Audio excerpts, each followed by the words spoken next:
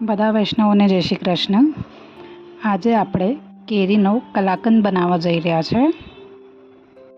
મેં એના માટે 2 લીટર જેટલો દૂધ લીધું હતું, જે ફાટી ગયું છે। એટલે કે ગરમીમાં કોઈકવાર આપણું દૂધ ફાટી જાય, એટલે મેં વિચાર્યું કે હવે આપણે આનાથી કોઈ સુંદર સામગ્રી સિદ્ધ કરીએ।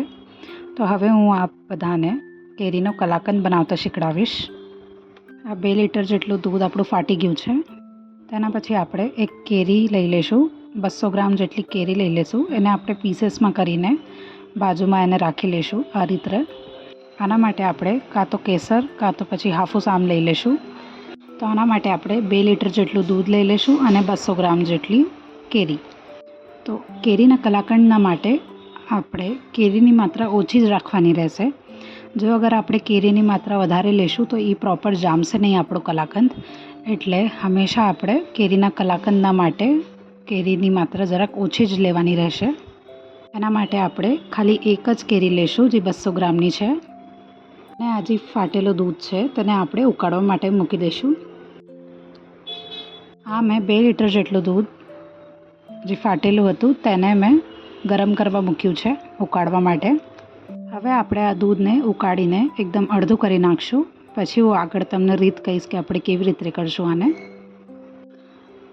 તેના પછી મેં 150 ગ્રામ જેટલી ખાંડ લીધી છે, એટલે કે 2 વાટકા જેટલી ખાંડ આમાં વધારે થઈ જશે। તો માપથી મેં 150 ગ્રામ જેટલી ખાંડ લીધી છે। તેને આપણે આ કેરીમાં પધરાવશું અને મિક્સરમાં સરસ રીતે ગ્રાઇન્ડ કરી લઈશું। ખાંડ તમે તમારા પ્રમાણે ઓછી યા વધારે પણ કરી શકો છો। એવું જરૂરી નથી કે આપણે ખાંડ 150 ગ્રામ જ નાખવાની રહેશે આમાં। તમે તમારા અકોર્ડિંગ ઓછી યા વધારે પણ કરી શકો છો। તમને ચાલે તો તમે ઓછી પણ કરી શકો છો, પર આ એક પ્રોપર માપ છે જેટલું આપણે દૂધ લીધું છે એ પ્રમાણે। હવે આપણે આને ગ્રાઇન્ડ કરીને તૈયાર કરી લીધું છે। પછી એક વાટકીમાં જલ લઈને તેના પછી મેં કેસરને ગલાવવા માટે રાખી છે। આ જો આ આપણું દૂધ ઉકળીને એકદમ અડધું થઈ ગયું છે। હવે આ રીતે આપણે આ ચમચીથી પણ આને ફોડતા જઈશું। હવે આ તો જે દૂધ હતું મારા પાસે ફાટેલું હતું, તેનાથી હું તમને શીખડાવું છું આ સામગ્રી। જો અગર આપણે આ સામગ્રી એકદમ શરૂઆતથી બનાવવી હોય તો આપણે દૂધ ફાડવાનું રહેશે। તેના માટે તો હું તમને શીખડાવું કે આપણે દૂધને કેવી રીતે ફાડશું। તેના માટે એક વાટકીમાં આપણે 1/4 ચમચી જેટલી ફિટકરી લેવાની રહેશે। એટલે કે મેં આ ફિટકરીને પાવડર ફોર્મ કરીને સરસ રીતે ગ્રાઇન્ડ કરીને પાવડર ફોર્મમાં એક ડબ્બીમાં બંધ કરીને રાખ્યું છે। તો આપણે દૂધ ફાડવાના માટે આ પ્રોસેસનો ઉપયોગ કરવો પડશે। એટલે કે આપણે 1/4 ચમચી જેટલી ફિટકરી પધરાવી લઈશું આ વાટકીમાં અને તેના પછી આપણે આમાં જરાક જેલ પધરાવીને આને સરસ રીતે મિક્સ કરી લઈશું। હવે આપણે આને જ્યારે આપણું દૂધ એકદમ 70% જેટલું રહી જાય અને 30% જેટલું આખું ઉડી જાય, એટલે કે ઓછું થઈ જાય બોઇલ થઈને, ત્યારે આપણે આ ફિટકરીનું જેલ એમાં પધરાવવાનું રહેશે, જેનાથી આપણું દૂધ ફાટશે। 10-10 મિનિટ આપણે રોકાઈને આમાં જરાક જેલ પધરાવવાનું રહેશે દૂધના અંદર। જ્યારે આપણે જરાક વારમાં આને પધરાવશું તો આપણા દૂધમાં આવા દાણા પડવા માંડશે, તમને દેખાશે। તેના પછી આપણે એમાં પધરાવવાનું નહીં રહે, એટલે કે આપણું દૂધ ફાટી જશે। ત્યારે આખું જેલ આપણે નહીં પધરાવીએ ફિટકરીનું, થોડું કરીને જ પધરાવવાનું રહેશે। આ પ્રોસેસથી આપણે કેરીનો કલાકંદ બનાવશું। હવે આપણું દૂધ એકદમ અડધું થઈ ગયું છે। તેના પછી આપણે આમાં કેરીનો જે પલ્પ આપણે તૈયાર કર્યો હતો મિક્સરમાં ગ્રાઇન્ડ કરીને એ પધરાવશું આમાં। ફરી એકવાર તમે લોકોને કહું છું કે તમે ખાંડની માત્રા તમારા પ્રમાણે ઓછી યા વધારે કરી શકો છો। આના માટે પ્રોપર નાપના માટે 150 થી 200 ગ્રામ જેટલી ખાંડ ઇનફ થશે। એટલે મેં આમાં 150 ગ્રામ જેટલી ખાંડ પધરાવી છે। જો ગરમીના ટાઈમમાં આપણું દૂધ ઘણીવાર ફાટી જાય છે, તો આપણે તેનાથી પણ ઘણી બધી સુંદર સામગ્રી સિદ્ધ કરી શકે છે। જેમ કે મલાઈ બરફી છે, પછી કેરીનો કલાકંદ છે, સાદો કલાકંદ છે, એમ આપણે ઘણી બધી વસ્તુ એમાંથી સિદ્ધ કરી શકીએ છીએ। હવે આપણે આને જરાક જાડું કરવાનું રહેશે। તેના પછી જે કેસરનું જલ આપણે તૈયાર કર્યું હતું બાજુમાં, એને પણ આમાં પધરાવી લઈશું આપણે અને સરસ રીતે હવે આપણે આને જરાક ગાઢું કરવાનું રહેશે। આ જો એકદમ સરસ દાણા આમાં દેખાય છે। મીડિયમ ફ્લેમ ઉપર આપણે આને કરવાનું રહેશે। જો આપણા દાણા અગર એકદમ જાડા કે મોટા દેખાય તો આપણે આને આ ચમચીની સહાયતાથી ફોડી શકીએ છીએ. જ્યાર સુધી આપણી કલાકંદની સામગ્રી ઉકળે છે ત્યાર સુધી આપણે એક પોટ તૈયાર કરી લઈએ. આમાં મેં ઘી અપ્લાય કર્યું છે પોટમાં. આમાં મેં ચારેય બાજુ ઘી પધરાવી દીધું છે પોટમાં. ઘી લગાવવાના પશ્ચાત આપણે આમાં બટર પેપર લગાડી લઈશું તાકી આપણી જે સામગ્રી છે કેરીના કલાકંદની એ નીકાળવામાં આપણે ઇઝી પડશે.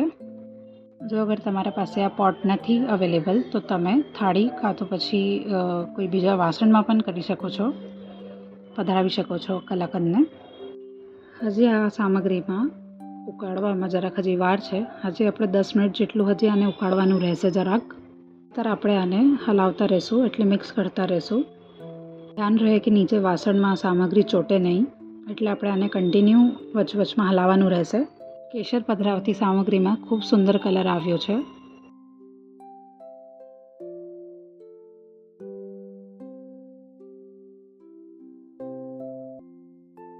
મિશ્રણ હવે આ મિશ્રણ હવે જાડું થતું જાય છે એટલે કે આપણી સામગ્રી હવે બનવાની તૈયાર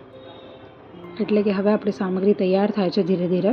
જો અગર તમે ગાયના દૂધથી આ સામગ્રી બનાવો છો તો તમને આમાં જરાક 2 ટેબલસ્પૂન જેટલું ઘી પધરાવવું પડશે. અને અગર તમે નોર્મલ દૂધથી બનાવો છો તો આમાં તમને કંઈ પધરાવવાનું નહીં રહે. જો હવે આપણું આ કલાકંદ કઢાઈ છોડે છે એટલે કે આ સામગ્રી હવે તૈયાર થાય છે આપણી. હવે આપણે આમાં 1 ટીસ્પૂન જેટલું ઇલાયચી પાવડર પધરાવી લઈશું.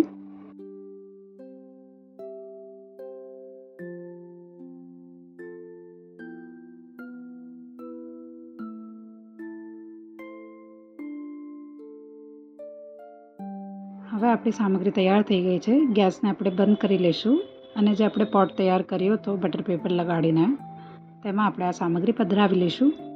આ જો એકદમ સુંદર કલર આવ્યો છે સામગ્રીનો. ઉપરથી આપણે આને પિસ્તાથી ડેકોરેટ કરી લઈશું સામગ્રીને. થવા માટે આપણે હવે આને ઢાંકીને જરાક રાખી દઈશું.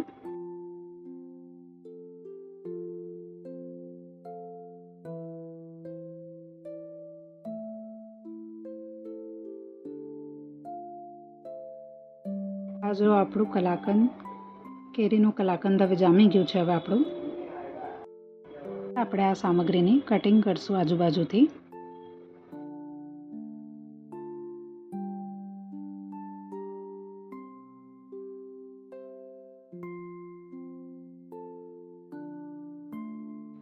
પછી એક પાત્રમાં ઉપર ઊંધું કરીને એને પધરાવી લેશું. જેટલા મોટા સાઇઝની તમને સામગ્રીની કટિંગ કરવી હોય તમે એ હિસાબથી કરી શકો છો.